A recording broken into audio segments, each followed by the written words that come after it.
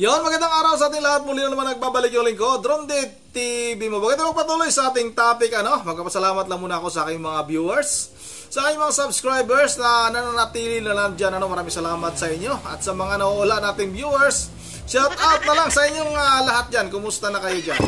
At yun ang tuloy na tayo kagad sa ating topic. Dapat lang itigil ng Quadcom yung kanilang ginagawang pag-iimbestiga laban kay dating Pangulong Duterte ayon kay Attorney Jimmy Bundok, mga kababayan. Akala ko itong si Jimmy Bundok ay isang napakagaling na singer lang ito, mga kababayan. Isang napakagaling na abogado din pala ito. At tumatakbo ito bilang isang senador ngayong midterm election ngayong 2025. Mga kababayan, abangan natin at maaari ba nating bigyan ng isang boto natin ito? Si Attorney Jimmy Bundok, magaling napakagaling magpaliwanag, mga kababayan. At ayun nga kay Attorney Jimmy Bundok, itong Quadcom ay wala naman talagang tawag nito, mga kababayan, pakay na imbestigahan talaga nila itong si Pangulong Duterte. Kung hindi, talagang babakbakan lang nila, sisirain lang talaga nila ang reputasyon ni dating Pangulong Duterte, mga kababayan. Ayun yan kay Attorney Jimmy Bundok Pero kayo na lang din yung bahalang humusga kung sa tingin ninyo ay itong ginagawa ng Quadcom na ito ay panguusig lang kay dating Pangulong Duterte at gusto lang talaga nilang sirain itong dating Pangulo natin na si Pangulong Duterte nga. Bakit hindi nila imbestigahan yung inamin ni DG Katapang na nandyan ngayon sa Bilibid ay ang talagang talamak na at source ng droga, mga kababayan, ngayon sa ating bansa. Talamak na daw na naman yung kalakaran, nanggagaling daw sa loob yung transaksyon ng pinagbabawal na gamot na yan at ikinakalat sa ating lansangan, mga kababayan. Dapat ang tututukan ng Quadcom na yan kung ano ba ang mangyayari sa bansa natin.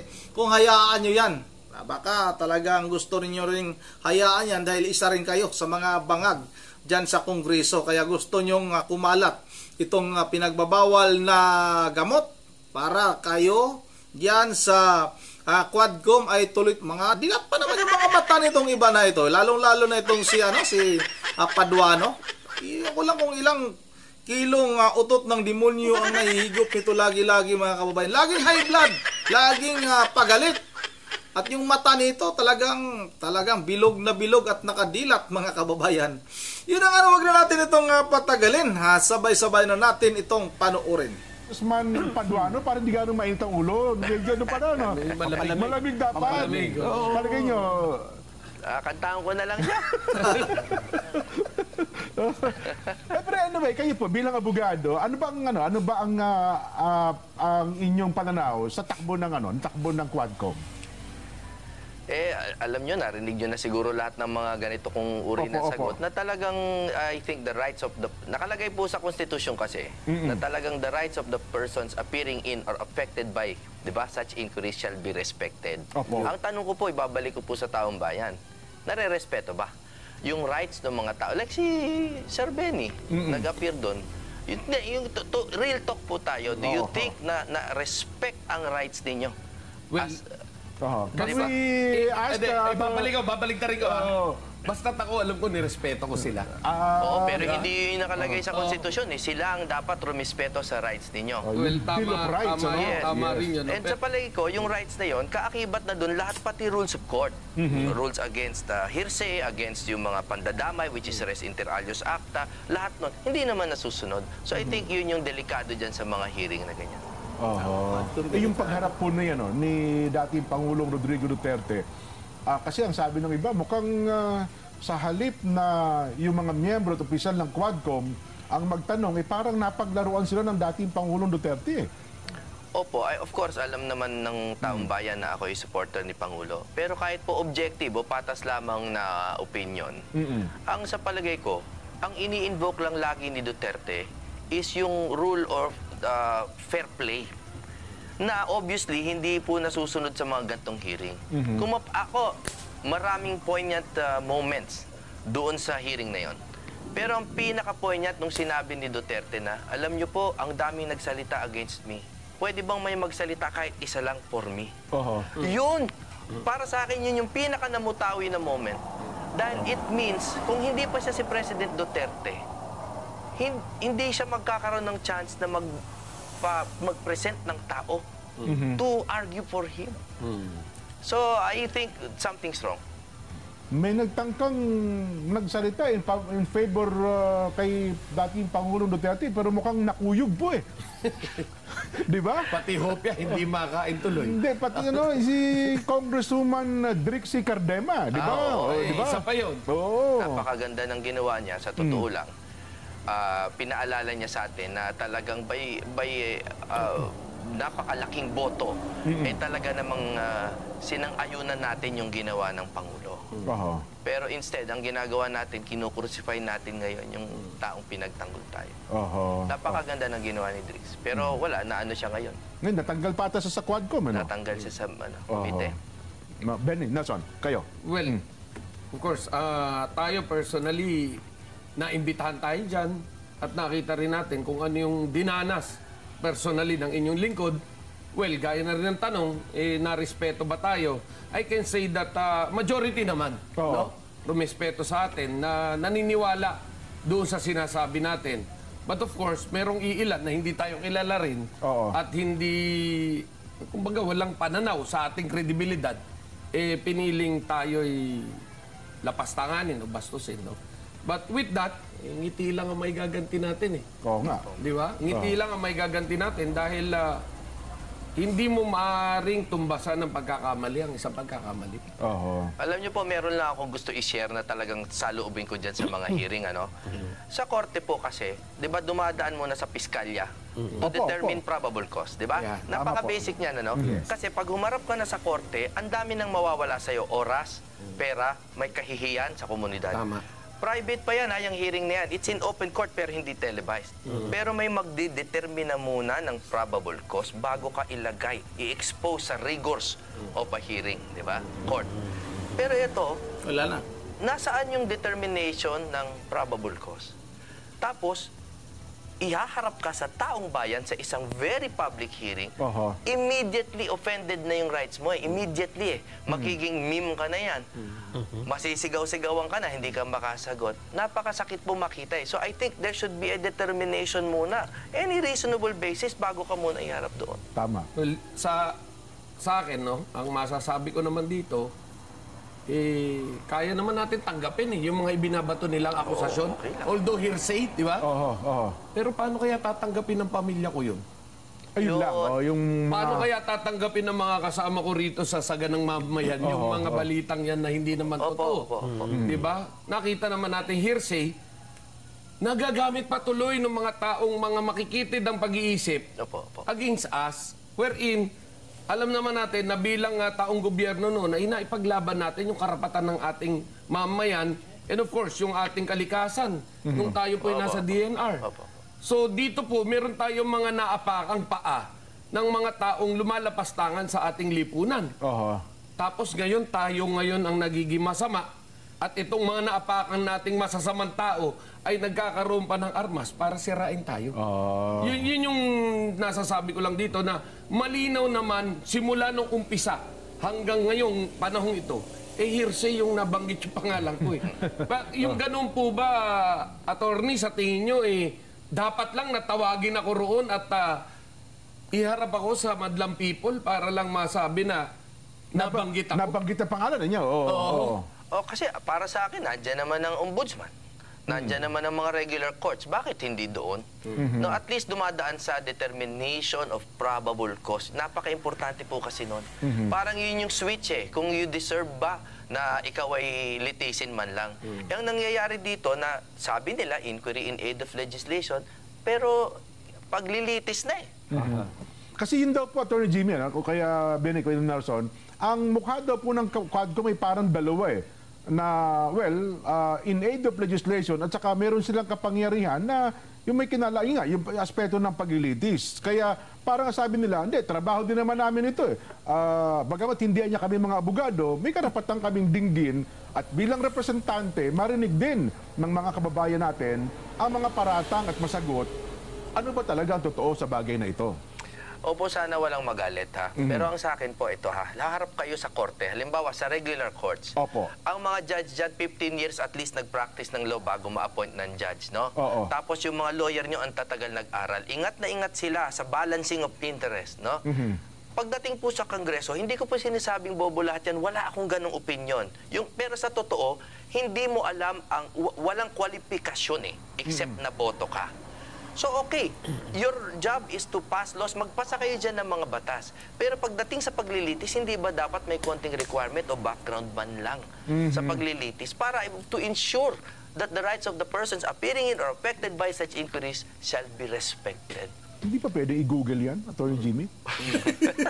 Alam ko yan, tinutukoy ninyo. Yun nga ang problema tayo po ay nasa isang henerasyon na kala natin yung quick information is reliable information. Ang problema po, ang tagal po nagsanay ng mga abogado. Kahit ako ngayon, hindi naman ako pwede maging judge. Abogado na ako ngayon, hindi pa ako pwede maging judge. Ay, opo. Pero pagdating sa porke ikaw binoto, pwede na. Yun po, kawawa po talaga mga tao. Kahit kalaban ko yan sa politika, ayokong mangyari yan sa kahit kanino man. Yun daw po bang mga pag-amin ng dating Pangulo sa Senado at maging sa Quadcom, pwede bang gamitin yan na siya ay makasuhan na po sa regular court ng Pilipinas at maging sa ICC? Alam niyo po, dalawa kasing aspeto ng evidence, no? Yung admissibility tsaka yung weight. Huwag na lang natin pag-usapan yung admissibility kasi mahabang pagtatalo Doon tayo sa weight. Doon sa narinig ko, meron bang weight? Ulit-ulit, may bigat ba? Ulit-ulit namang sinabi ng Pangulo na sinabi niya lang sa pulis na gawin niyo yung tama. Gawin niyo yung tama. Ulit-ulit. No? Disregard the hyperboles dahil alam na naman natin yung presidente, di ba?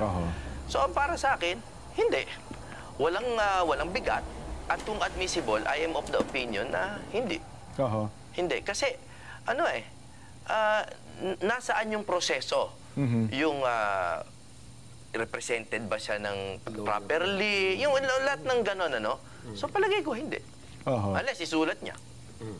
Isulat tsaka pipirmahan. Kaya pala yun ang sabi. Yun pala sinabi ng isang abogado rin doon sa Senado. Pero yung kasi yun daw may minute yun At saka under oath, sabi ng Pangulo, I will take all moral and legal responsibility sa war on drugs. Ay, totoo din naman ginagawa niya yun. He is taking responsibility. Malinaw naman. Moral and legal. Moral and legal. Pero hindi naman niya sinabing illegal. Niya. Kasi syempre, galit din naman siya sa scalawag na pulis. Ang illegal na sinasabi. Ang question naman from the get-go, mulat sa bull, ang tinatanong lang naman natin is kung state sanctioned yung ginawang mga katiwalian or are these regular na mga katiwalian ng mga kapulisan. Pero kung hindi natin siya pwedeng idemanda, pwede bang ang dating Pangulo na kasi, di ba, sabi nila, kung sumusobra na pala sa kapangyarihan itong Quadcom na ito, at wala kasing nagtatanong sa korte, baka pwede naman pangunahan na ng Pangulong Digong na sabing ipahinto nyo na yan, nagmamalabis na kayo sa inyong kapangyarihan. Well, if you follow kung susundin po natin ang konstitusyon, pwede. Kasi kahit ano pong grave abuse of discretion amounting to lack or excess of jurisdiction, ay pwede namang ihain sa korte. Pero ewan ko kung gagawin niya ng Pangulo, no? Pero pwede. Bakit hindi? Mukha naman talagang may grave abuse Ayun. Kahit isa atang simpleng taxpayer, pwedeng gawin yun. Kasi sa tingin niya ay... if it's a waste of taxpayers man, hindi taxpayers. Saan mo naman isasalang? Regular courts. Regular courts. Of course. Regular courts. Alam naman natin. Diba? Na ito yung admin Kaya, hindi ba helpless yung mga taong naaabuso na sinasabi natin? Ako naman po as an officer of the court, gusto ko naman pong maniwala na gumagana ang korte natin, ang ating judicial system. Kaya nga natin hindi dapat pinapapasok ang ICC. Kasi gumagana naman yung korte. Alam mo, the question lagi is, meron bang mga scalawag? Whether judges o police o kung ano man, syempre meron. Saan ba wala?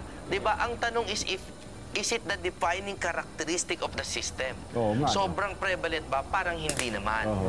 Kasi di ba sa police nga, meron tayong ninja cops, meron tayo sa mga hukom, meron tayong hoodlum in robes, di ba? May mga ganun, Meron tayong di ba? tinatawag na bad egg talaga. Oo, pero kung gumagana ba ang korte? Gumagana naman. So file in the regular courts. Pag he doesn't get the justice he feels he deserves, i-appeal yung pataas. Sa to the Supreme Court. Attorney, ano ang ending nitong Quadcom hearing? Wala. Yun ang tingin ko. Kaya nga tingin ko it's a waste of taxpayers' money. Tingin ko wala. I think hindi naman sila talaga naghahabol ng hatol. Ay palagay ko sa puso nila, alam nila na hindi to aabot talaga sa korte. Tingin ko ito ay pambabakbak. Honest alam ko po marami tayong iba-ibang mga paniniwala. Pero ang sa akin, kaya ako kinagagalit na to kasi yung peace of mind ng bawat tao, ng taong bayan, sirang-sira na. Nag-aaway-away na naman tayo. Buti nga dati, pinag-aawayan natin yung termino ng presidente, Duterte. Tapos na, siya pa rin pinag-aawayan natin. Grabe. No? So, sa akin, move on na tayo. So ang tingin mo dito, attorney, ito ay parang trial by publicity. It's obviously. Ang motive nito ay sirain ng partikular na tao. Alam nyo, ang hirap naman itanggi na political yan. I think hirap tingnan kung anong motibo iba. Oo, kasi any reasonable mind will see. Political po yan. Ngayon, meron bang ibang aspeto? Siguro naman. I think may ibang congressman dyan na naghahanap talaga ng sagot. Pero they are in the wrong forum. Sila po ay nasa maling forum. Pumunta po sila sa korte, pwede rin naman i-publicize yun. Pero doon sa punto ng in aid of legislation, ginagawa nila ito para mag-akda ng mga batas. Meron na naman daw po mga batas na nagawa sila at mukhang nagiging bunga naman daw po ng Quadcom hearing na ito, Attorney Jimmy. Well, of course, andali mag-justify. Okay. Pero the law is, ang law ay laging sa intent tumitingin. Totoo bang yun ang intent nila? Diba, kahit naman sa murder, titingnan mo, intensyon niya bang patayin yung tao o aksidente lang ba? Ito, intensyon ba talaga nila isulat yung batas? Kaya nga merong difference yung homicide tsaka yung murder. Correct. Kung nasaan yung intent. Correct. So ito rin, ay gusto ko ibalik yan sa ating mambabatas. Totoo po bang intent nila ay yung to create legislation? O political ba yan? Ako po ay malayang Pilipino at ang aking opinion ay political. Doon sa punto ng mukhang hinihikayat na willing na ang dating Pangulo na papasukin ng ICC sa Pilipinas Diba? At magpapaimbestiga na raw po siya. Ano ang tingin nyo doon? Alam mo, hindi yung tingin ko doon sa mga sinabi niya. Kasi ginambol-jambol niya, Medyo, as usual, yung kanyang mga chess moves, Galing.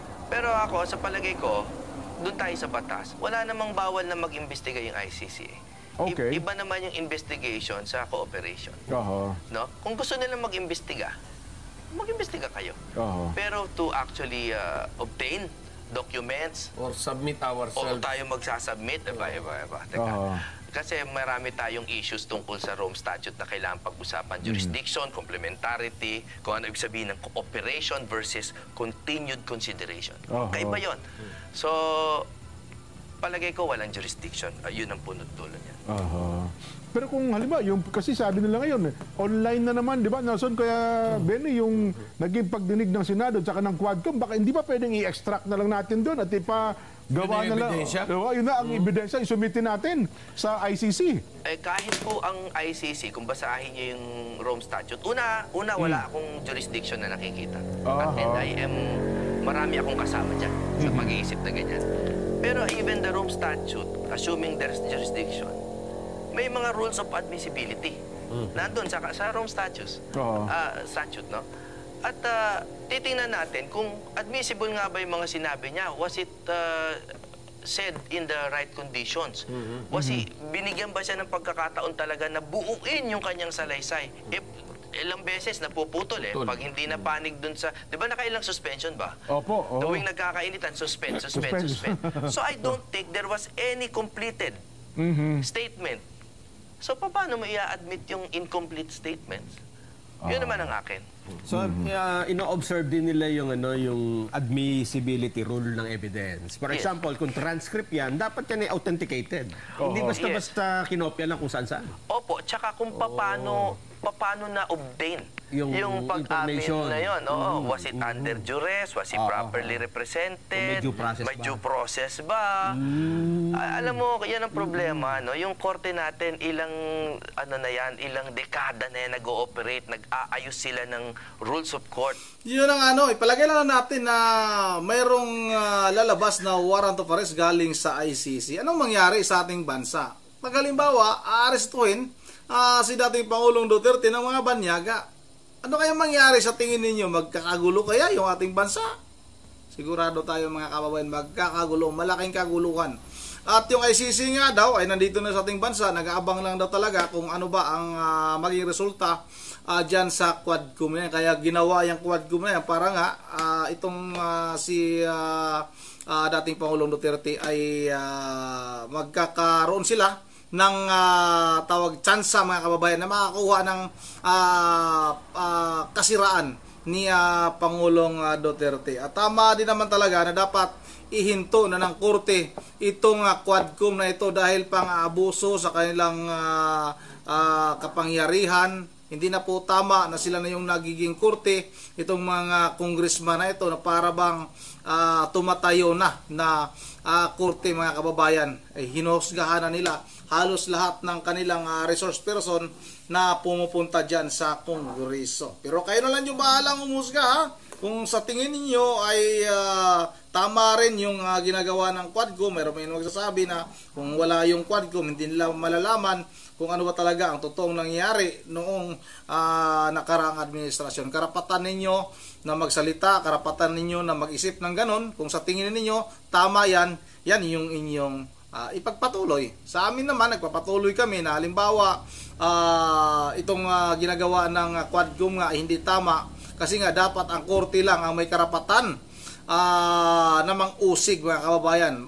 Korte lang ang may karapatan para magbigay ng hatol. Pero hinahatulan na nga nila itong siya dating Pangulong Duterte. Yun ang dito lang muna at bago tayo magtatapos ay magsha-shoutout lang muna tayo kay tingnan ko lang dito kay kung may bago tayong komento. Wala tayong bagong komento dito kay Ma'am Joyce ng Japan. Shoutout ha kay Ma'am Virge Religious ng Pulilan, Bulacan, kay Susan Manangbanag, kay Marico Pascual, kay Bini Igam, shoutout ha kay Angeles Bio, at kay Emmanuel Emmanuel Milicor pala, at kay Virginia Gregorio, shoutout ha. Shoutout sa Ma'am Virginia Gregorio, salamat at may katulad ninyo na nanindigan sa katotohanan. Shoutout na rin kay Ibias Joseph, kay Muri, shoutout ha, kay Edwin Tinay, shoutout Edwin Tinay, shoutout na rin kay Danilo Redondo, at shoutout kay Lilibet De La Cruz at kay Ma'am Idisa Borby. We love you, Tatay Digong. Maski Bicolano, Bicolanos kami. God bless you, Tatay Digong. Sana yun. You're the best.